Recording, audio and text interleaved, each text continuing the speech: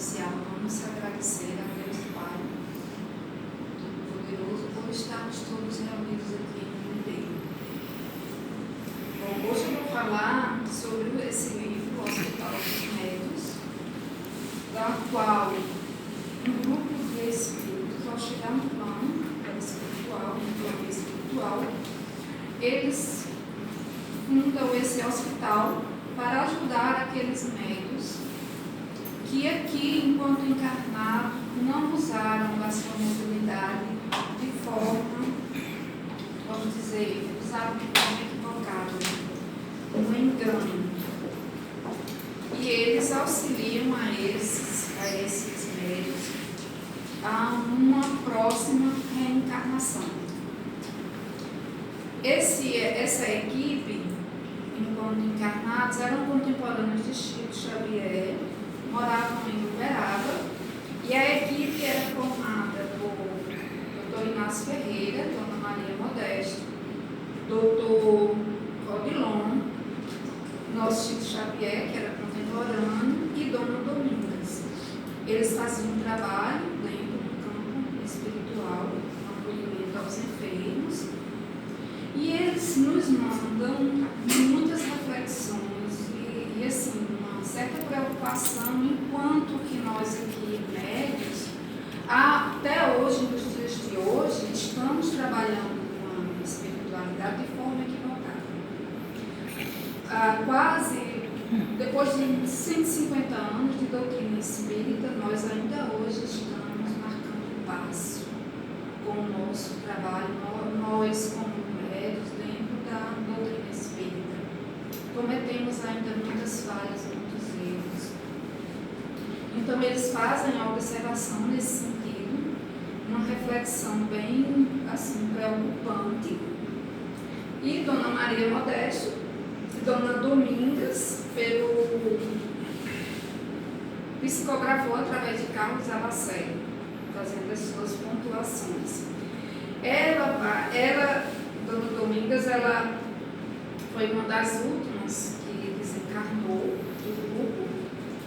Ela desencarnou aos 65 anos de idade, ela ficou viúva bem precoce e dedicou a sua vida ao trabalho mediúnico. Ela trabalhava em 3 instituições espíritas. E ao desencarnar, ela vai nos relatar a sua experiência, um paralelo do plano físico com o plano espiritual, fazendo as suas observações. Ela era uma pessoa obesa e ela salienta muito isso no seu depoimento. Ela fala que, na sua experiência de desencarne, ela se percebe, na ocasião, desencarnando e sente uma certa, vamos dizer, liberdade, uma certa alegria. E isso ela fala, dando ênfase para a gente observar que a experiência dela não é comum a todos, principalmente aqueles que desconhecem, que não têm uma prática ainda dentro da doutrina espírita, que desconhecem o mundo espiritual. E ela vai falar que o desenlace, ele é proporcional, é gradativo. À medida, contando da experiência dela, à medida em que ela foi se desvencilhando do corpo, adentrando no campo perispiritual, percebendo as falências dos órgãos físicos enquanto corpo, e ela foi se vendo diante dos conflitos da sua consciência. À medida que vai saindo do corpo, vai se dando os conflitos de consciência. E o que mais pesou para ela na ocasião, ela enquanto trabalhadora, ela se envolvia com as picuinhas do dia a dia, com os conflitos com aquela equipe em que ela trabalhava. E ela lamentava muito por esse tempo que ela perdia se envolvendo, dando vazão àquelas coisas que ela considerou picuinhas. Uma das, vamos dizer assim, um dos grandes lamentos que o espírito tem após o desencarne é a sensação de tempo perdido. A sensação de que não fez, de que não usou bem o seu tempo aqui, a sua encarnação. E ela fala também que a doutrina espírita, ela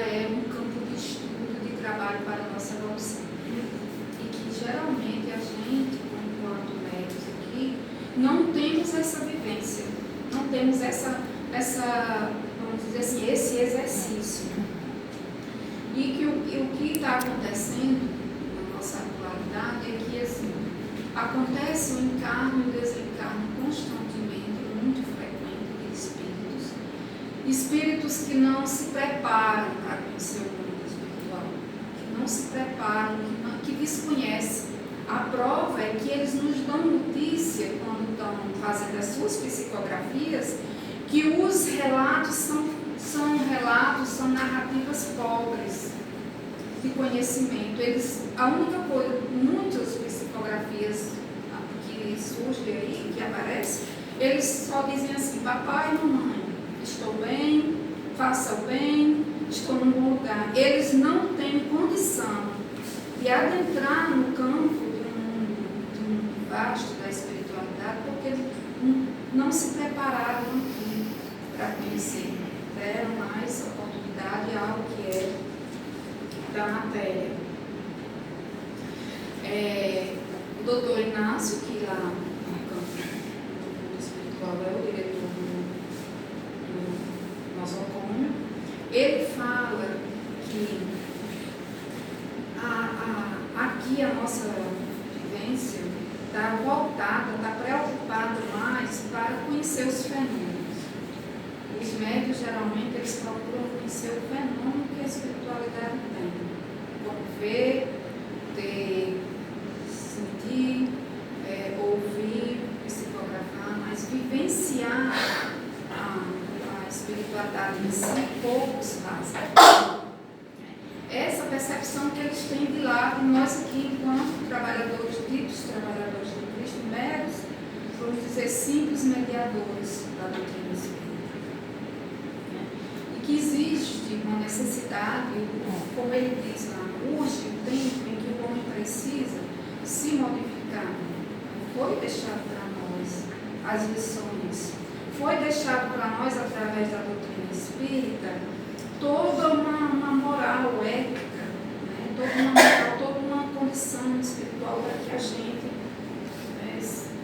entre, avance dentro, né, da nossa prática como trabalhadores ditos do Evangelho, trabalhadores da última obra.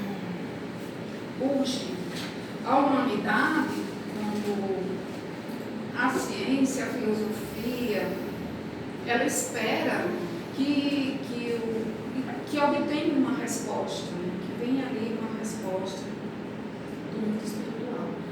Só que a espiritualidade, existe essa expectativa, só que a espiritualidade, ela não vai, vamos dizer assim, levantar esse véu enquanto o homem não procurar se aperfeiçoar, se desvencilhar das suas, vamos dizer assim, vulgaridades.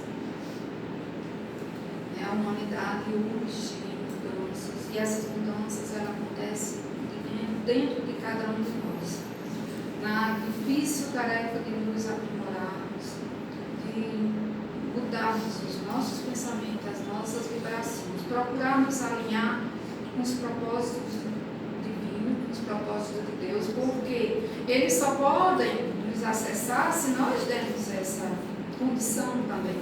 Precisamos também dar essa condição para que eles tenham possibilidade de também se aproximar e nos ajudar nessa caminhada evolutiva, que afinal é o nosso propósito. Eu acho que cada um de vocês aí já se perguntou qual é o propósito da vida. O propósito da vida é esse. Se vocês se perguntarem a vocês qual é o propósito da vida, o propósito está em nos aperfeiçoar. Não, aqui, é claro, nós estamos no plano físico, vamos dar vazão às conquistas materiais, mas a conquista maior para cada um de nós é o nosso aperfeiçoamento moral. Bom, dentro desse trabalho que eles exercem lá no plano extrafísico, eles fazem conferência, palestras, estudos, tudo com o intuito de iluminar a cada um desses médios que usaram de forma equivocada o seu trabalho aqui enquanto encarnados. E, na ocasião, eles receberam uma visita do ilustre Chico Xavier para fazer uma palestra para a equipe. E Chico Xavier, sendo convidado, né, ele vai fazer uma leitura do Evangelho, sendo ele que lembra muito da lição das tardes que eles faziam a gravação do Evangelho na sombra do abacateiro lá em Uberaba. E ele usa o trecho do Evangelho que ele frequentemente usava lá em Uberaba. E é do capítulo 9 do Evangelho segundo o Espiritismo, que chama a paciência.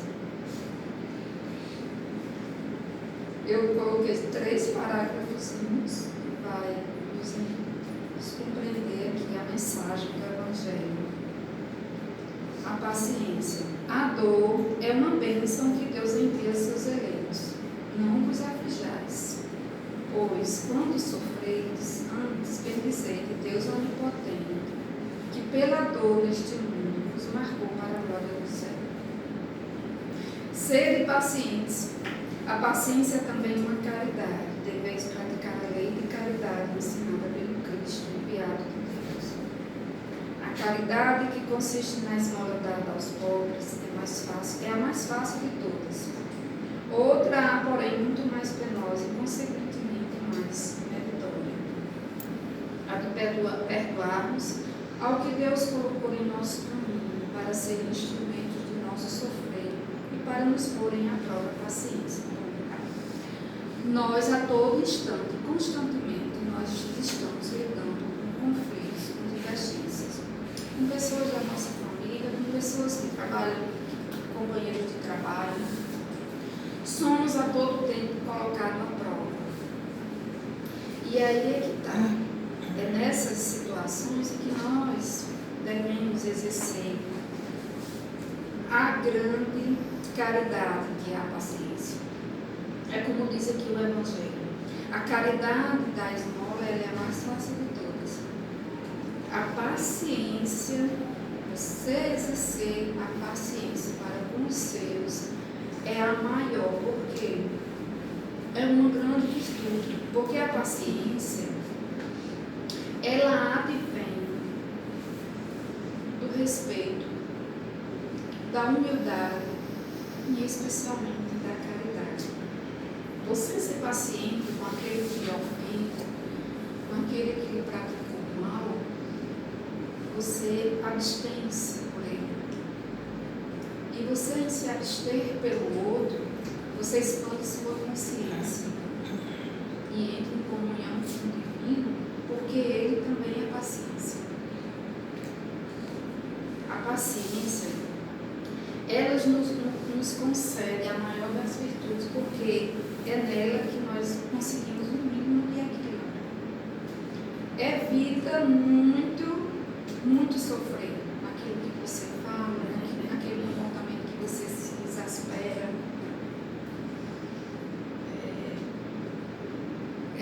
A paciência, ela é uma condição de evolução.